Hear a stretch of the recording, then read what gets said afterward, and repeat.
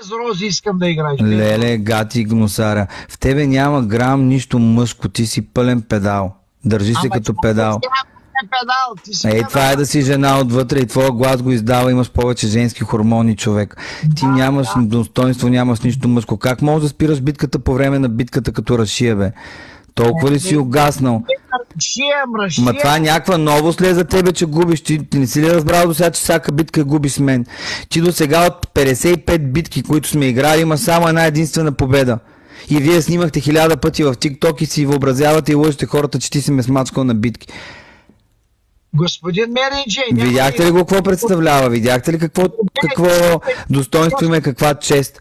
Това ли ви е примера за подражание на вас тираджиите? Измекяр, жена... Искам да жена в Перелина. Гати думата. Успях да я кажа. Виктория, Ели.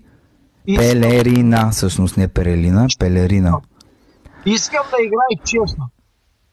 Това не е ли честно, бе, глупак? Това е условие от TikTok, това е игра на TikTok. Ти избираш играта, има го нападащо меню, ти си избираш, това е част от TikTok. Нечестно е това, което правиш, да спираш битката. Това е нечестно. Кое е нечестно? Да играеш с Рози?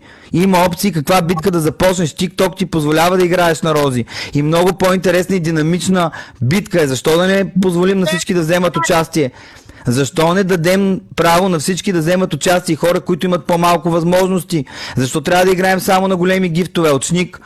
Нека всички да вземат участие, нека всеки да бъде поздравен, нека всеки да бъде изчетен. Има хора, които нямат възможност да мятат по 2-3 хиляди точки. Защо да не вземат участие с по една розичка или две? Гладник такъв, алчен. Не искам да играем с Рози, искам да играем оригинално. Ти не можеш да кажеш всяка битка как да се играе. Една битка може да поставиш ти условията, една поставям аз условията. Колко битки до сега играхме според твоите условия? И на всичките губиш.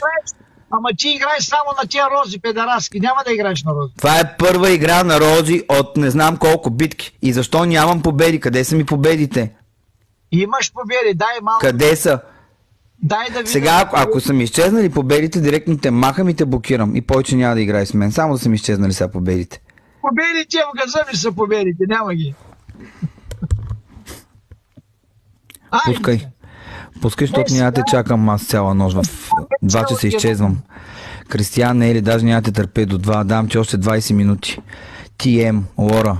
Няма тук моите хора да изгостират и да се харчат за тебе. Глист долен. Хриси, благодаря ти за абонамента. Благодаря на Християн. Добре е дошъл в армията на Колагин. Надявам се да ти хареса и да си добро попълнение в нашите редици. Силен играч и гифтър.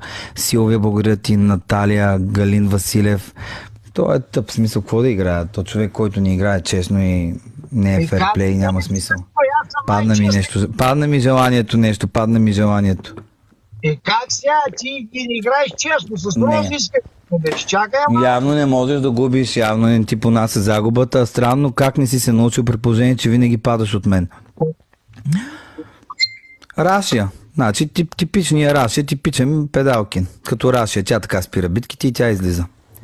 Същия маниер. Ама ти мене с като травестита. Ти ще ме съмняваш. Господин Меринджи.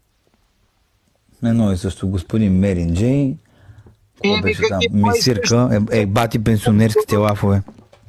Неизползваеми. От преди 25 години. Неизползваеми.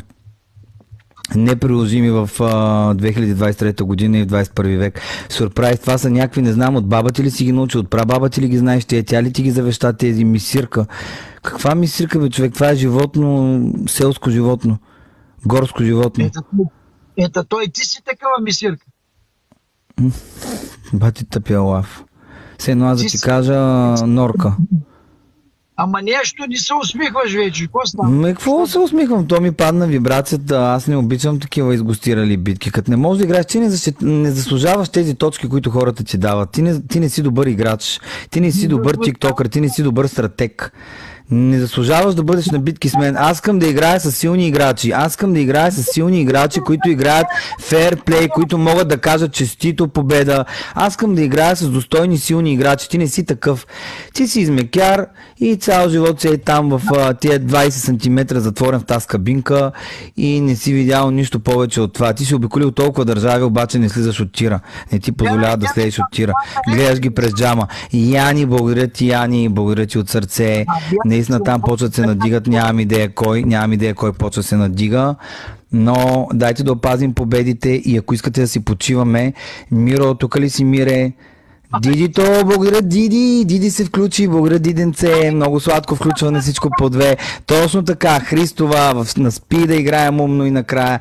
Миро е тука. Хора, дайте ми някакъв знак, ако искате да си починеме, защото все пак 10 битки, огромни битки, по 20-30 хиляди точки в TikTok, знаете, няма друг хост, който може да направи такава поредица от битки.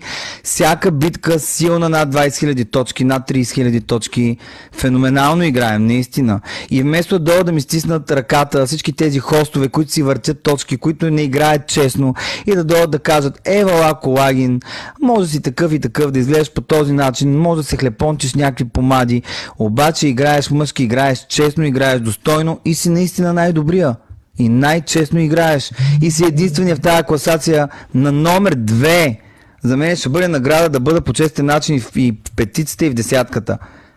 Никой от тях не успя да дойде да ми каже: евала Колагин, че играеш честно и си единствения, който нито една точка не върна, нито един гиф не развъртя.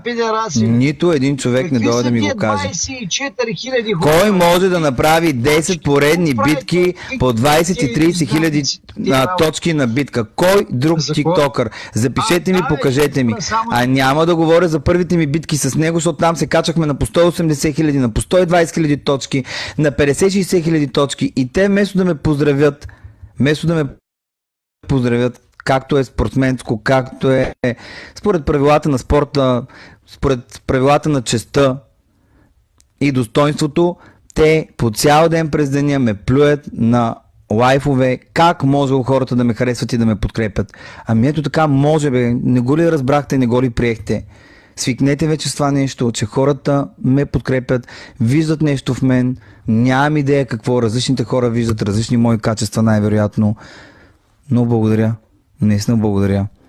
Защото тук вече не говорим за някакви суперлативи, мазни думи и комплименти, които ми се отправят. Тук говорим, че хората са готови да се отделят от бюджета, за да ме подкрепят. Това означава, че наистина ме харесват. И това е велико. Това е велико за мен. Благодаря ви от сърце. И много жалко, че вместо това да буди по някакъв начин уважение в другите играчи в тази платформа, буди единствено тяхната завист, злоба и те започват да клеветят, да обиждат, да си измислят истории с мен, за моето семейство. Защо? Защото съм по-силен и по-честен играч от тях. И те не могат да имат такава гледаемост, не могат да имат такава аудитория и не могат да имат такива истински точки. А ако те не си метнат един на друг, те не могат да влезнат в топ 20. Ще ги изместят нови, свежи, интересни лица. А ако те тиктокърите не си развъртят да си мятат един на друг всяка седмица, те не могат да влезнат в топ 20. И това ги озлобява още повече, вместо да кажат: вижте, че може, бе, ставай без да се въртят точки, бе, ставай като играе честно някой. Те поставят под съмнение моята популярност. Ма къде съм бил известен? Ма какво Ви Брадър бил преди 5 години? Ма защо ме харесвали хората? Ма какво виждали в мен? Ма как можело? Как е възможно? Не може ли да си го обяснят? Ами не ме гифтят ТНЛО, гифтят ме нормални хора. Ето, виждате ги в коментарите. Това са хората, които ме подкрепят и ме гифтят. Виждате гифтовете, виждате точките. Сърпрайз, Виктор, благодаря ви. Ето това са хората. Секси. Нормални хора, нито един хост, тиктокър не дойде да ми метне едно подаръче за евала. Нито един, освен Криси Димитрова. Нито един човек, който пуска лайфове, не е идвал в моите битки, в моите лайфове да ме подкрепи. Напротив, те отиват до отсрещния човек да ме гасят от злоба и завист, не защото харесват моя противник, за да ме гасят мен и да ме накарат да напусна, да се принудя да напусна това приложение. Слушайте сега какво ще ви кажа, хостърчета. аз дори да съм извън топ 20, аз дори сега, ако наистина успея тази седмица да постигна някакъв успех,